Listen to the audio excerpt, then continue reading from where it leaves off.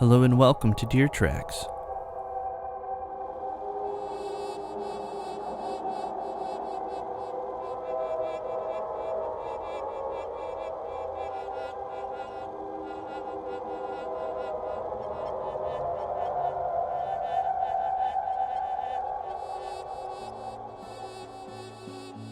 It's great to be with you for another episode of the Deer Tracks podcast. It has been a delight to put these episodes together, and I hope you have enjoyed them so far, and I would love to hear your feedback. poetry.deertracks@gmail.com is the email where you can get in touch with me, and where you can send me your poems as well. And I just got a notification that we've actually passed the 50 download mark for the podcast, and for having only a handful of episodes out there, it was just great news, and I just want to thank you so much for tuning in and to listening to these episodes. And if I could just make one request, if you could, if you're listening to this on a podcast provider like Apple, Google, Spotify, TuneIn, please leave a 5-star rating and positive review. Most places like that have some sort of rating system, and it goes a long way in helping me expand the audience and the reach of this podcast, because the more ratings and reviews that a podcast has, the more visible they are to people when they're searching for topics related to the podcast. So I would really appreciate it if you could help me out and, like I said, leave a 5-star rating and review. It only takes a couple minutes at most, and really just goes a long way in helping build the audience for this podcast. One of the things I've been trying to do a lot more, especially during this time of social distancing, is read. This was actually my New Year's resolution, and so far, with being more than a quarter of the way through the year, I have to say I've stuck to it for the most part. Now, what has helped me to stay on track recently is being involved with not one, but 2 book clubs. And I know for some of you that might sound like I'm punishing myself. But seriously though, if you've been wanting to do more reading, involving yourself in a book club would definitely help motivate you to stay on target. We're too close. Stay on target. Guess I should mention that I'm a Star Wars fan, and references like that may come up from time to time. Anyway, the reason I'm telling you all of this is that the one club I'm in is reading a book titled The Beer Option, Brewing a Catholic Culture Yesterday and Today by R. Jared Stout.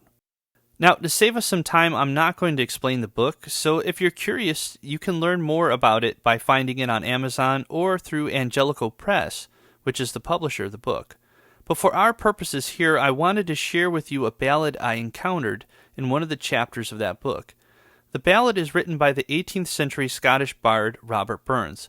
The title of the work is John Barleycorn, and rather than explain it away, all I will say is that if you're listening to this while drinking a good brew, raise your glass, and together let us toast John Barleycorn.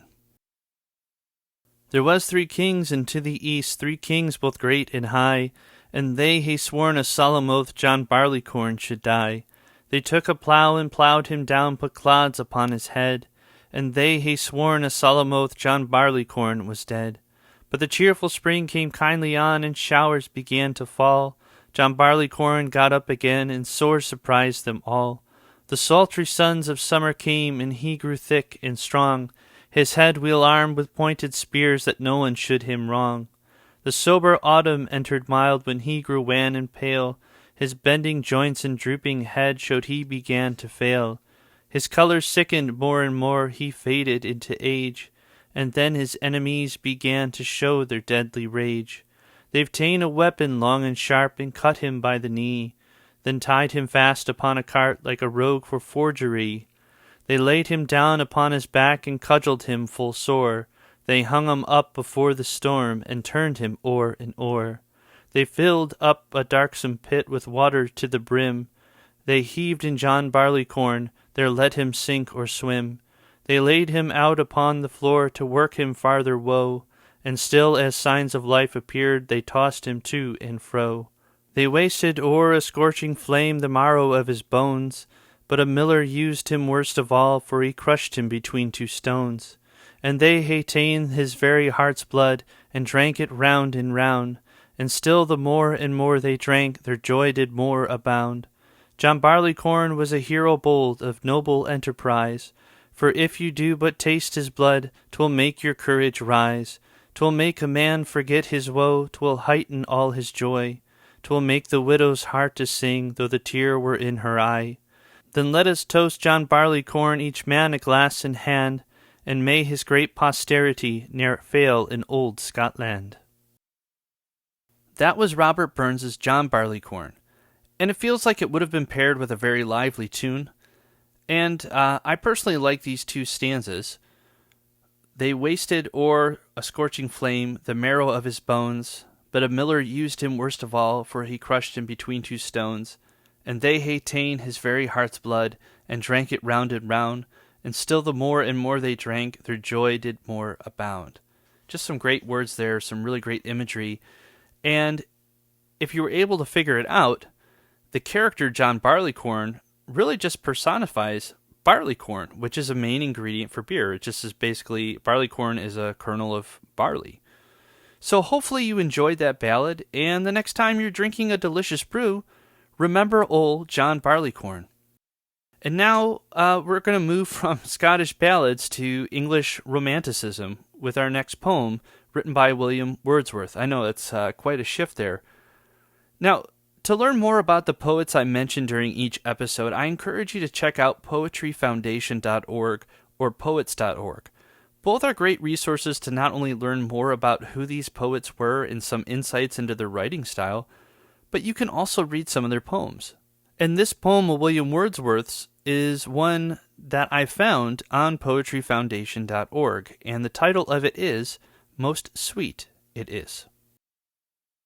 Most sweet it is with unuplifted eyes to pace the ground, if path be there or none, while a fair region round the traveller lies, which he forbears again to look upon, pleased rather with some soft ideal scene, the work of fancy, or some happy tone of meditation, slipping in between the beauty coming and the beauty gone. If thought and love desert us, from that day let us break off all commerce with the muse. With thought and love companions of our way, whate'er the senses take or may refuse, the mind's internal heaven shall shed her dews of inspiration on the humblest lay. Again, that was Most Sweet It Is, written by William Wordsworth.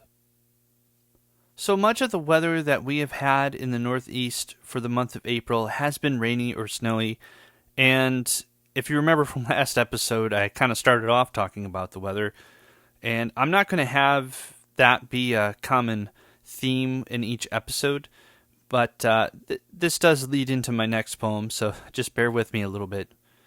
Well, we've had only a handful of nice days, at least as it seems anyway, but this past Saturday was one of those nice days, and I was on my way home from the grocery store and saw these Japanese cherry trees in full blossom just down the street from my house. Now, we also have a weeping cherry tree in front of our house that was in full blossom as well, and so I said to my wife that we should take the kids on a walk down the street to check out these Japanese cherry trees. I mean, after all, it was a nice day, and the flowers on the tree were pink, which my daughter would absolutely love. So we walked down there, and the trees were beautiful and filled the air with such a sweet smell, and besides that, it was just a great day to be outside and enjoy a nice walk around our neighborhood. There are so many wonderful and beautiful things happening quietly around our neighborhoods that we can miss if we don't pause to take them in. I actually took some pictures of my cherry tree and the leaves of the firebush below it, as well as some leaves on the rose bushes I have in my backyard, and I've put them up on my Instagram page. Again, just go to poetry.deertracks, search that handle at poetry.deertracks to find my Instagram page. Follow that, and you can check out those pictures there. And feel free to share with me some of the beautiful things that are happening in your neighborhood as well. You know, just take a picture of it and put it on Instagram or Facebook and tag me in that. That'd be awesome. And together, let's be more attentive to the beauty that surrounds us. Now, this next poem is one of my own and was inspired by my daughter, and the title of it is A Rose. She sees the rose before it blooms, even before the burgeoning bud. She understands the sign of leaves and rejoices in what is to come. She sees the beauty yet revealed, accepts in time we'll see it so, for though we hesitate to claim, unashamed she calls it a rose. And a rose there may or may not be, as I tend to think in pragmatic ways, but a child won't look to what it lacks, she looks ahead to more bountiful days. The kingdom come on the breath of spring, attended to by childlike faith, and here I am a doubting Tom, where she in fullness has embraced. The fairest leaf, the sweetest flower, adorned with purpose as the human soul, and made to flourish all the same, there in its place ordained long ago. The earth is filled with these little glories that softly hum an ancient song.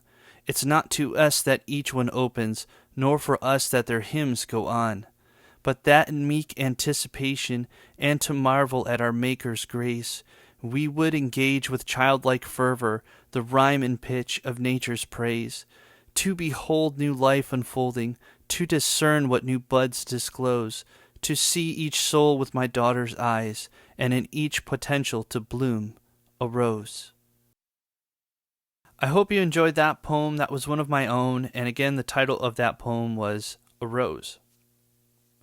Well, to finish things off in a beautiful way, I have another song from my friend Evan Anstey titled You Are the Ocean. This is actually one of my favorite tracks off his album, We Will Be at Peace, and I would like to thank Evan for allowing me to share it with you on this podcast. He also shared with me the story behind the song, and so this is what he sent to me. I wrote that one about the time period when I had graduated college, but Michaela, which is his wife, who is 2 years my junior, was still finishing her degree.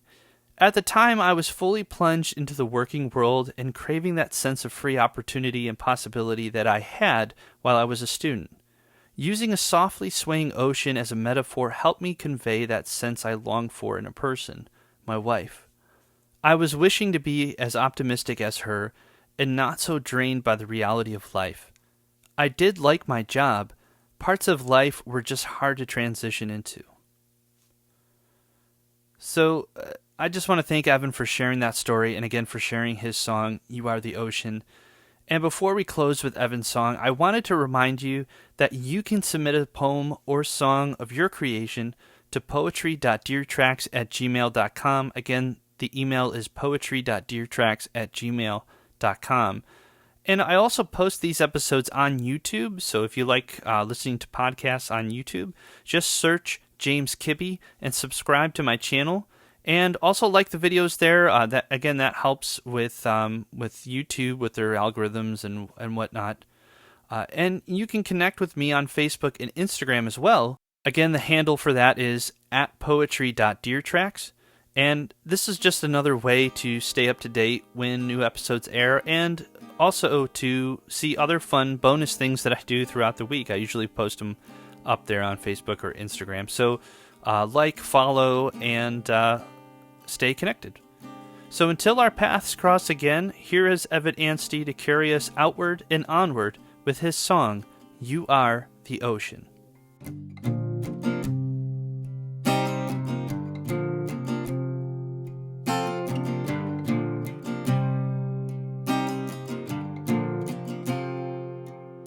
I wish I could be you. You move so free. You move like the ocean in a gentle breeze. Could I have freedom? Could it be me? I walk out toward it, and you are all I see. Could I have freedom? Could it be me?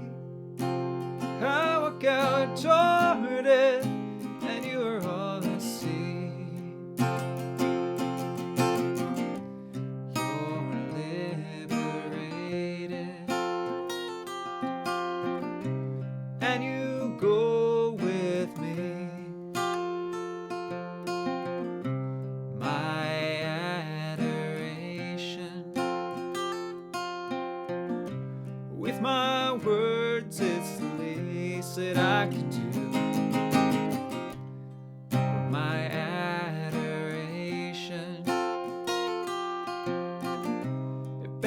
speaks what I mean. You are the ocean, and you move with me.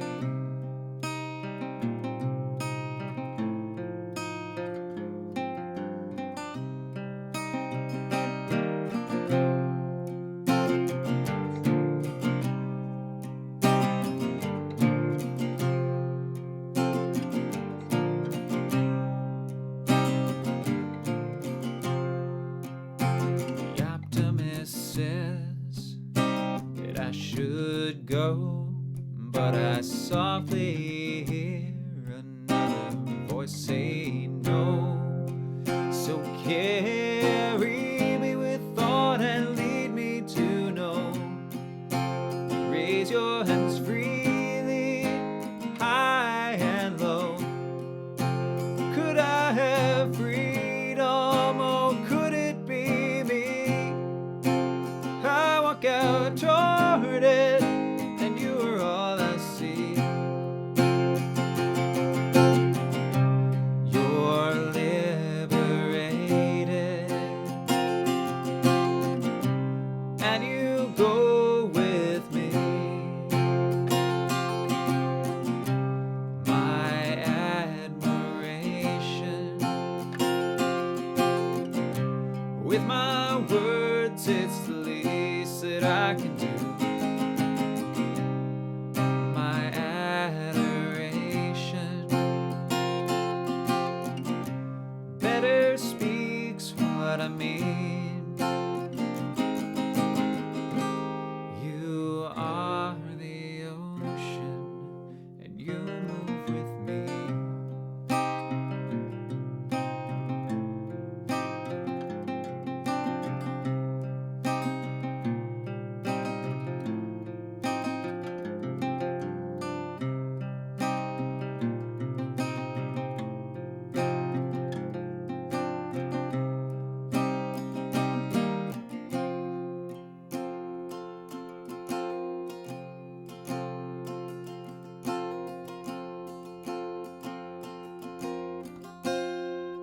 So carry me with thought and lead me to know.